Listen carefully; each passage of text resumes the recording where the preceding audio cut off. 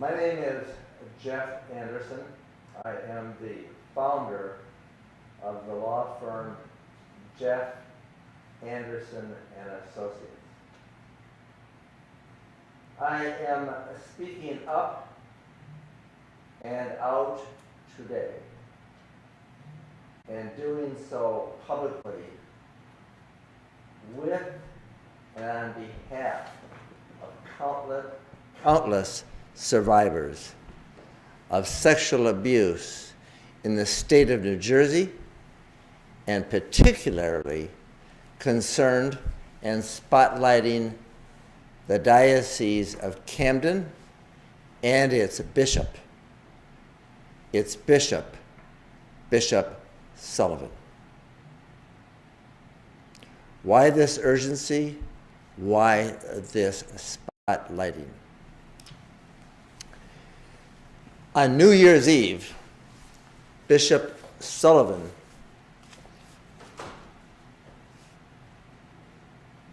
filed documents in their reorganization or bankruptcy plan that had been filed back in October, some new documents.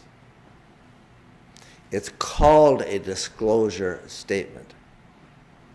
Sounds innocent. It is not. It is not innocent because it is a scheme.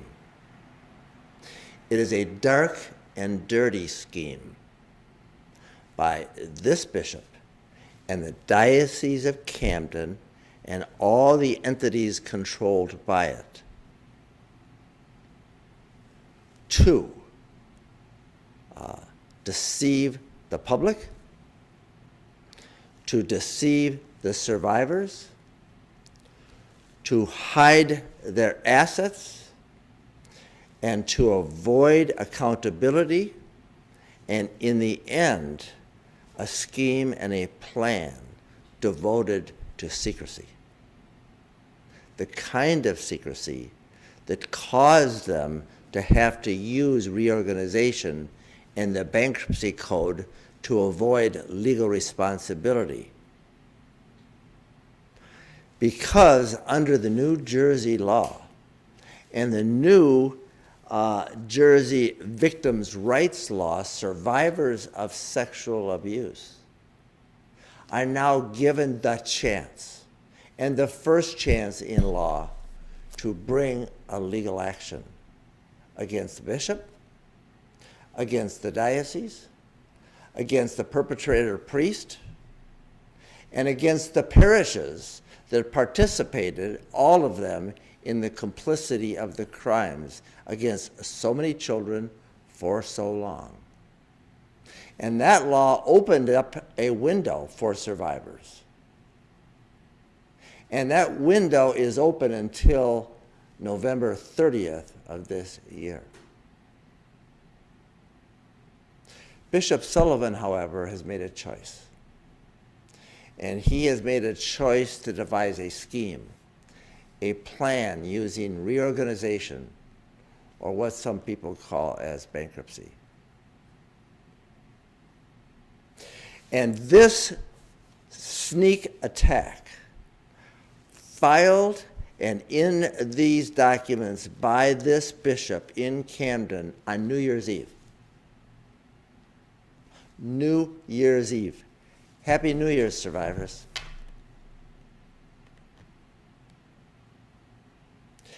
Is dedicated and devised to not only keep the secrets of the crimes and all the criminals that have committed childhood sexual abuse over the years, but keep secret all those complicit in it, including the current bishop.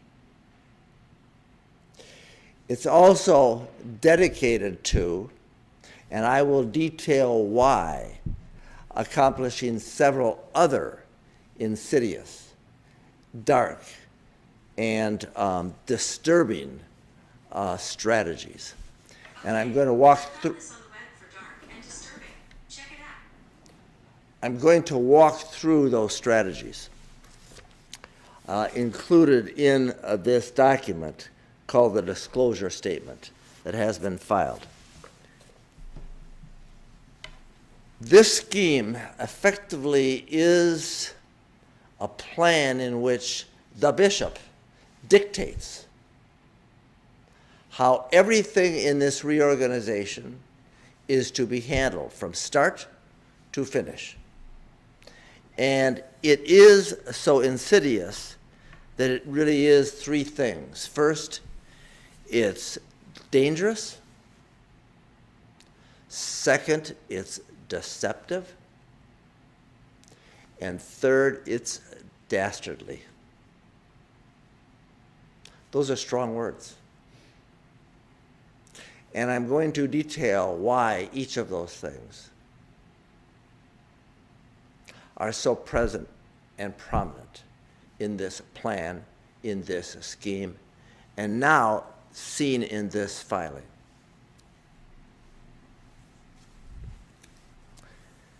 Made on New Year's Eve. Dangerous.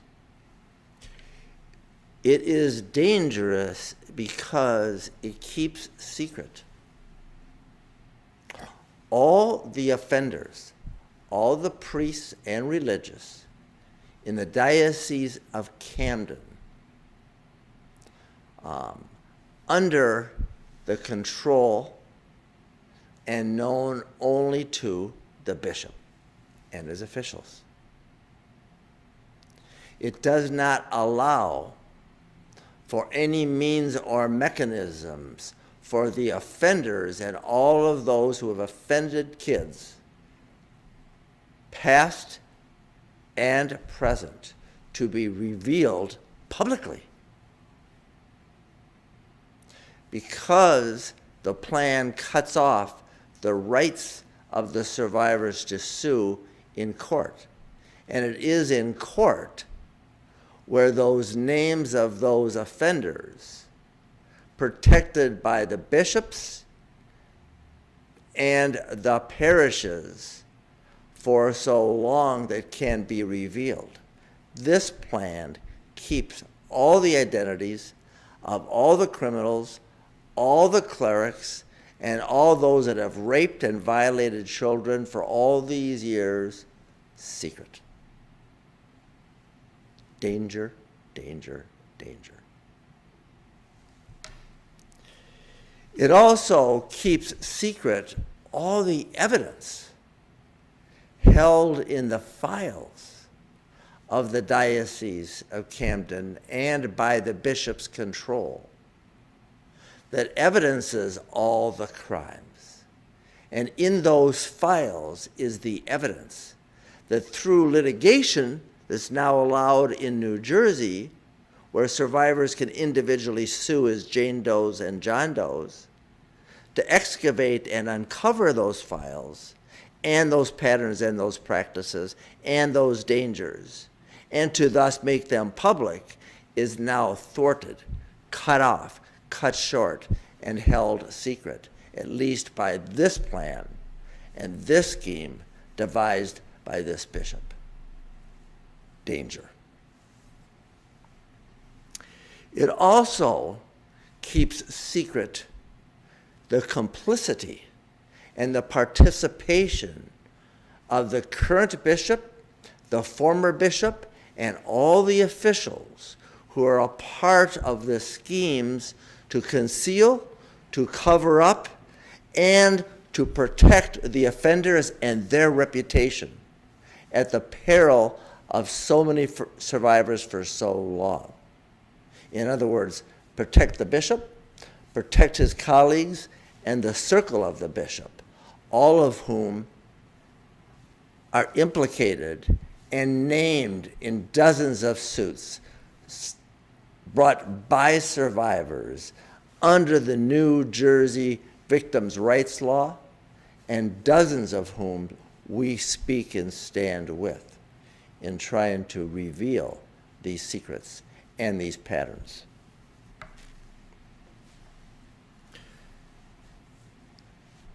Number two, this scheme This plan is deceptive. It is deceitful. Why do I say that and use such strong language to do so? Because it hides the true ability of this diocese and its entities under the control of the bishop to truly have to account to the survivors for what they have done and allowed to be done. It hides any way to hold them accountable. Why so? Under this plan, the bishop and the corporation of the bishop that is filed for reorganization, the bishop has control over not just the corporation of the diocese, but control over a whole bunch of different entities. And under this plan, under this playbook, and now this scheme that they are proposing to the court, the bishop effectively is able to hide and conceal their assets, their ability to pay, the same way for years and decades the bishop and his predecessors have hid and concealed the offenders and the perils to so many for so long. As an example, and I have some more documents here, in the filing that the diocese did when they filed for reorganization, in October of this last year, and I hold that filing up because I'm going to emphasize some things in it.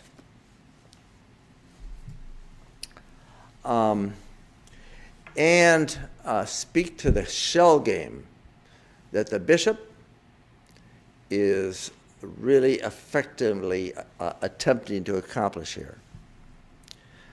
In it, there have been the creation of a whole bunch of different corporations called trusts.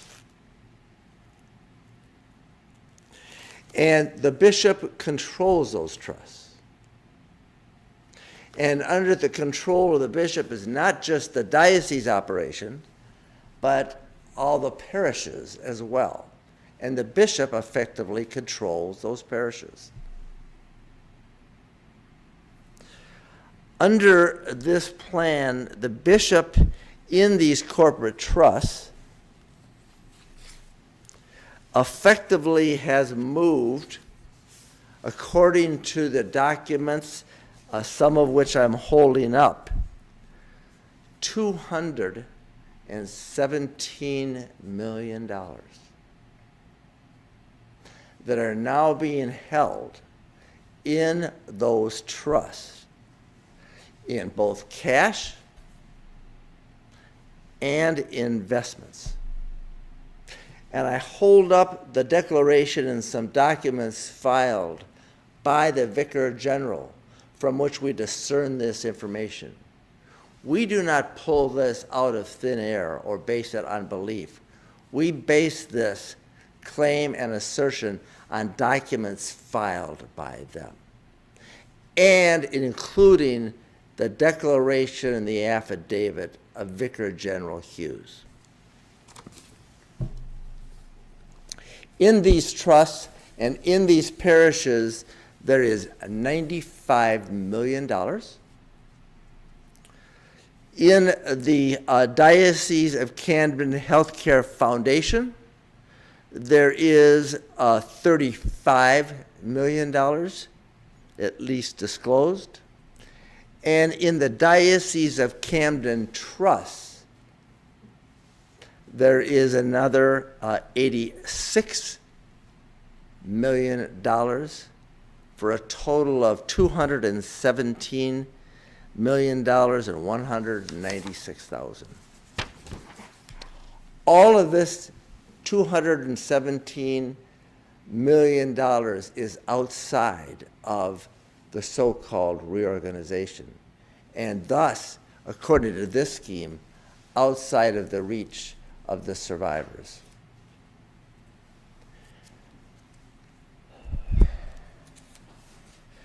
There is also, in the original filings made, disturbing information about the parishes, each of which are under the control of the bishop as they're organized by the bishop. And in that filing, there is over $25 million in which the parish owes the diocese and the bishop funds. And in it, the bishop forgives $25 million in debt, in those debts, as uncollectible,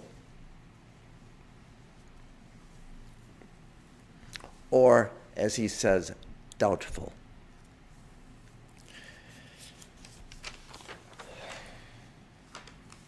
Now, these disclosures and these numbers from which we draw this information in these documents does not include real estate owned and controlled by the bishop in the corporation of the diocese or the parishes. And here are some of the trusts that I'm referring to. Let's turn for a moment to real estate and show the bishop's mansion where he lives. In these documents and in these disclosures made and in this scheme devised, all the real estate held by the bishop, by the corporation of the Diocese of Camden, the parishes, and the foundations under his control, they value the real estate at zero. This is the mansion in which he lives, that is Bishop Sullivan. Zero. Just as an example of the devise that they have constructed in this scheme to avoid accountability, to avoid any measure of justice allowed survivors for the crimes and the carelessness of so many bishops and officials for so long. And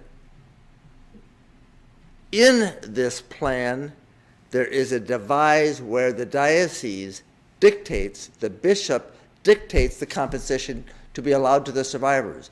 Those that have come forward and brought suit against the diocese and the parishes, and those yet to come forward as allowed under the law. And in this, the bishop has dictated that they will set aside $1 million a year for 10 years to be put into a trust. And that trust then is dictated to be estimated for each survivor who has brought a claim or will bring a claim, and they will be paid out of that trust and nothing more. Now, $10 million sounds like a lot of money, but let's look closer, because this is not only deceptive, but it's deceitful. Because any money that is recovered from the insurance companies, and there are several, who are responsible for the carelessness and the negligence of the diocese and the parishes, that is recovered from the insurance companies under this scheme goes back to the diocese, not to the survivors. So if $10 million is recovered from the insurers who bear substantial risk here, that goes back to the bishop so that they would pay zero under this scheme.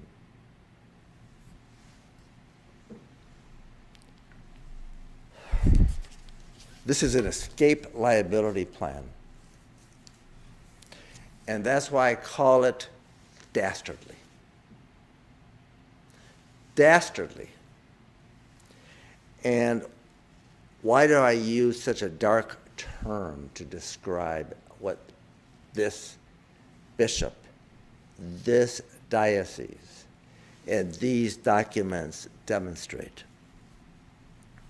One, it robs the survivors, and every one of them, of their voice and the power that that can bring to them in their own empowerment and their own healing. It does not consult with or include them in this at all, and did not consult and include them in any of these filings. None. Two, it deprives them of the time that they are given, survivors are given under the New Jersey Victims Law. And under it, a 2-year window was passed in which there is still time until November 30th for survivors to come forward in New Jersey, bring suit against the Diocese of Camden and its responsible entities and all the other Catholic bishops in New Jersey, as well as other wrongdoers. This plan and their efforts are designed to cut off those rights and cut them off as soon as February 15th.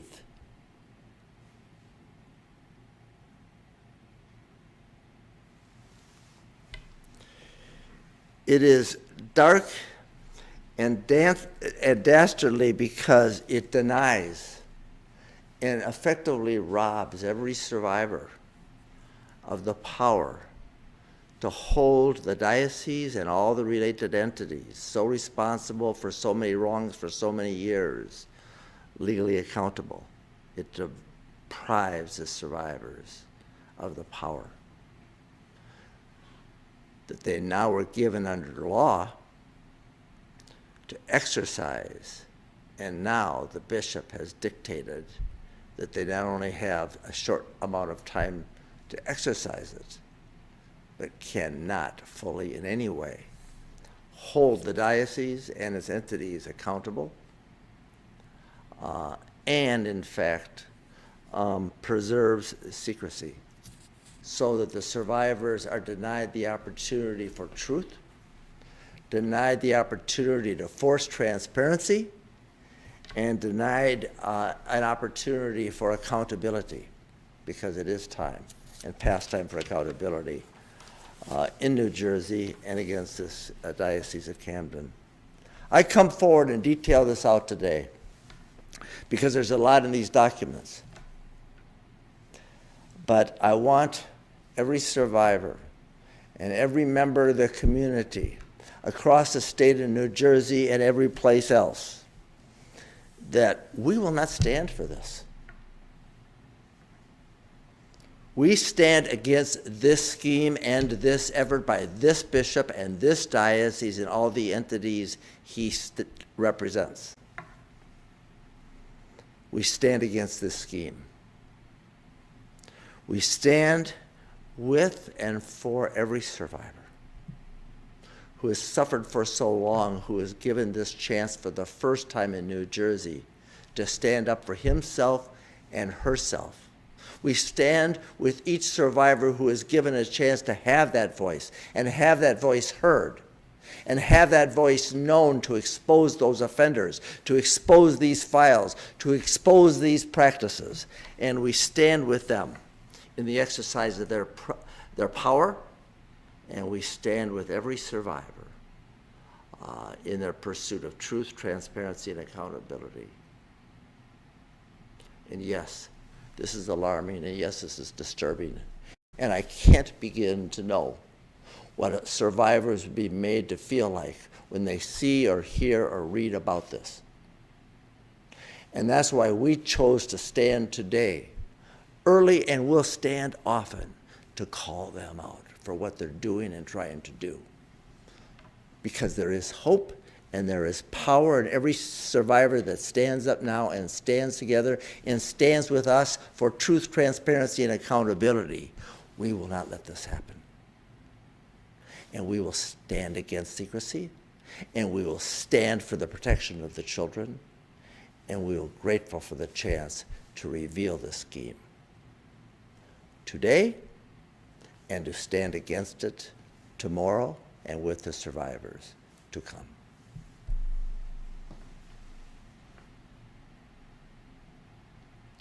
Thank you to all the survivors for giving us a chance to stand with you.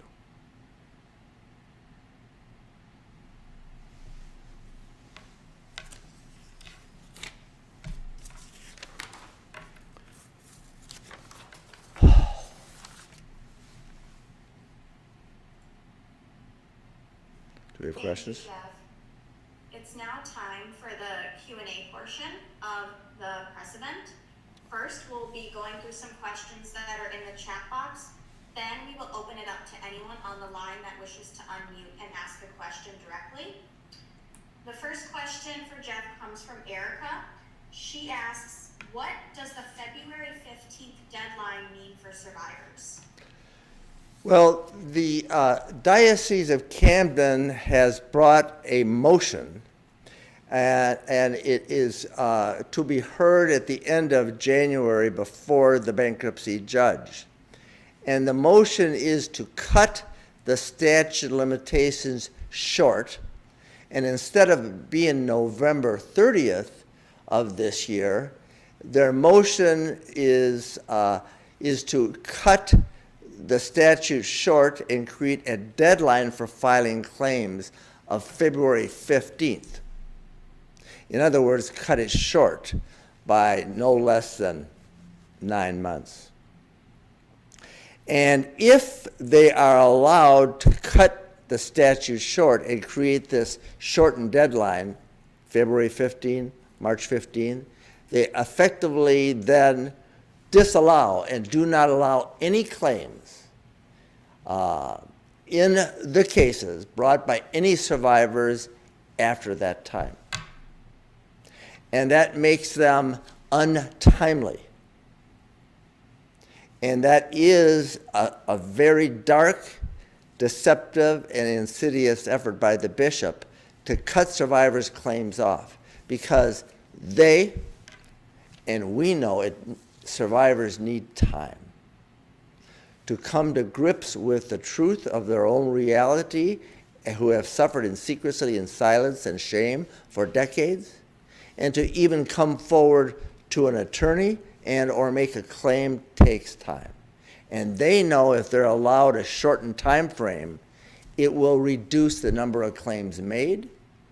It will reduce the number of survivors whose truth is known, and it will reduce significantly their legal exposure for their wrongdoing. And that is called a bar date. And they will thus bar all the claims that are made after February 15th or whatever that bar date is that the court determines at the request of the bishop to be. Thank you, Jeff, and thank you, Erica, for your question. We have another question from Jim. Jim asks, will you be making these arguments to the judge presiding over the case? If so, when and how? The question, will I be making the arguments to the judge to the judge presiding in this case? I sure will. And with and every survivor, I have attended every hearing that has been held. I will continue to attend, and I will speak with the survivors with as much rigor and as much heart to avoid this heartbreaking attempt made. And if there is a hearing, I will be there. And if there is a hearing and or a paper to be filed, we will file it with and on behalf of the survivors and the creditors committee of survivors with whom we have representation, and we will stand with you, and I will speak. I will speak with conviction, I will speak truth, and I will speak to the truth and power that survivors deserve that is being denied or attempting to be denied by this bishop. Thank you, Jeff, and thank you, Jim, for your question. We have a request. Jeff, we were wondering if you could go back to that graphic that goes over the accounts and trusts and just give a little bit of background and detail on what that really means.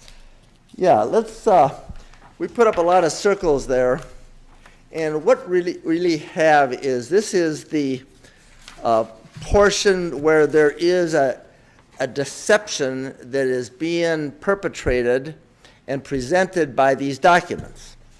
And in these documents, which are 10 inches thick, you really have to dig in. And when you do, you realize that as early as 2011, all these various separate corporations and trusts have been created by the bishop, but still remain under the bishop's control, in which money has been transferred. And when you look at them in the aggregate and add them all up right now, that amounts to $217 million, actually in excess of that. And when I break this down, when we look at the parishes and the schools alone, we know there is $95 million in those corporations, transferred by the bishop and under the control of the bishop, but not included in this reorganization. But under this plan, the bishop is getting and seeking a release of liability of all those parishes. We also see in these trusts the Diocese of Camden Healthcare Foundation. And in the Healthcare Foundation Trust, they have moved and now house $35 million. We also see in the Diocese of Camden Trust Incorporated, that is where they raise money for the Catholic appeal and the like. There's a variety of trusts created by the Diocese of Camden, and in those trusts, there is a total of over $86 million now held and transferred by the bishop into them to protect them from the survivors, to protect all these assets and to hide them from the survivors holding the bishop and the diocese and all these related entities under the bishop's control accountable. Thank you for that overview, Jeff. It looks like those are all of the questions we have in the chat window. At this time, we're going to open up the floor, and if anyone on the Zoom call would like to unmute and ask a question, now is the time to do so.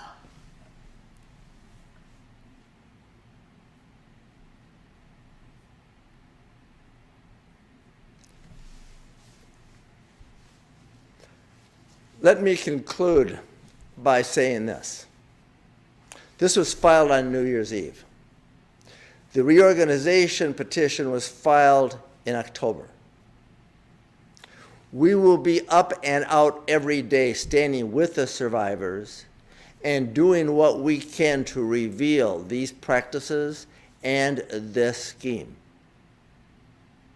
This had not been reported by anybody, and it was filed by the Diocese of Camden, no doubt on New Year's Eve, to keep it in hiding and under the radar. Our pledge to every survivor individually with whom we work and all the survivors who have been hurt so gravely in Camden and New Jersey is to fight and to work with you to create transparency, to create accountability, and not let them get away with hiding the truth any longer. We stand with you in gratitude. Thank you. Thank you, Jeff, and thank you everyone for attending today's telepress conference. As noted in our release and on our website, the press conference was filmed at 1080p resolution with a broadcast camera. Video files will be uploaded to Vimeo and available for download following the conclusion of the event. This upload process may take up to an hour. I've also provided video. Finally, please feel free to reach out to us directly using the contact information provided. If you have any other questions,